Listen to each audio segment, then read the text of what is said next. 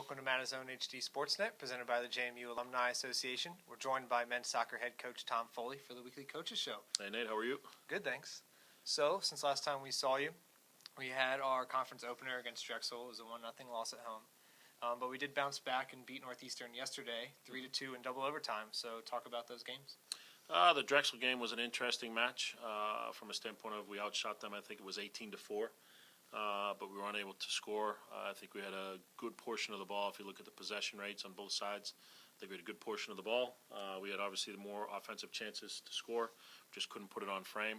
And unfortunately, they were able to be able to score a goal off a corner kick, and they were able to win 1-0.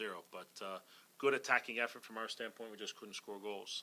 And then after having that match, to then go play against Northeastern at Northeastern, which is not an easy place to play, one of the more difficult places in our conference. And also, they're a much better team than their record would show. So to be able to go up there and play a match and go down on 2 occasions and still be able to come back twice and then pull out the victory in overtime was a lot of credit to the guys, their ability to fight through any adversity that they had through the match. We scored 3 very, very nice goals, some of the best goals we've scored all year. From a standpoint of the build-up and the finish and things like that. So overall, it was a good way to bounce back from the Drexel game to get a overtime win against Northeastern. Yeah, like you said, Northeastern has struggled a bit this season, but they've had a very difficult schedule. And that was, as you had mentioned to me the other night, it was our first win ever at Northeastern, and we started that series in 1998.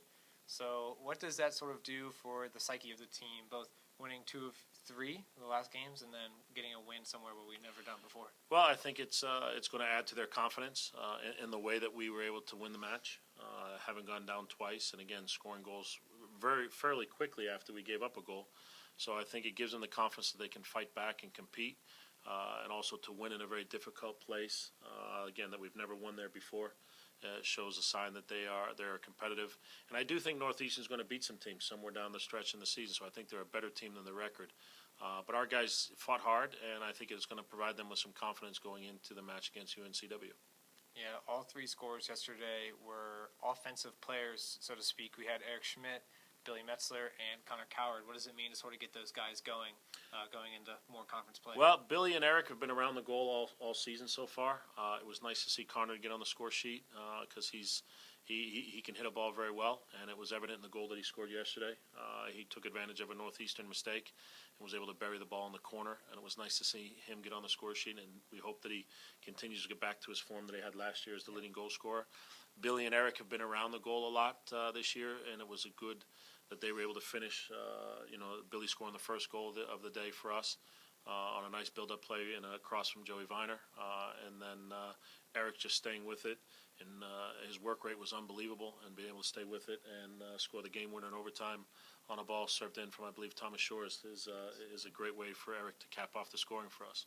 Yeah, and just as a little thing that I tweeted about yesterday, Thomas has a goal in the VMI win and then an assist in this win. So when you get him involved, it seems to be a formula for success. But looking ahead, we have another conference game Saturday night against UNCW.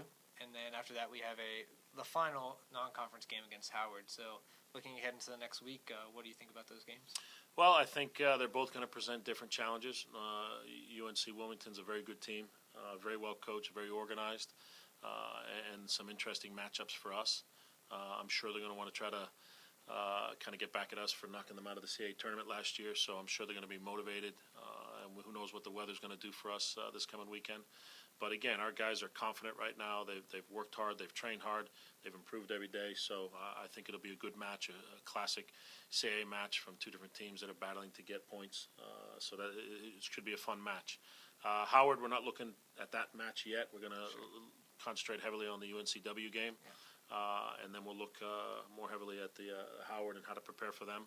But again, it'll present us with a different challenge that we haven't seen yet. Great. Well, good luck this upcoming week, and we look forward to seeing you Saturday night. Thanks, Nate.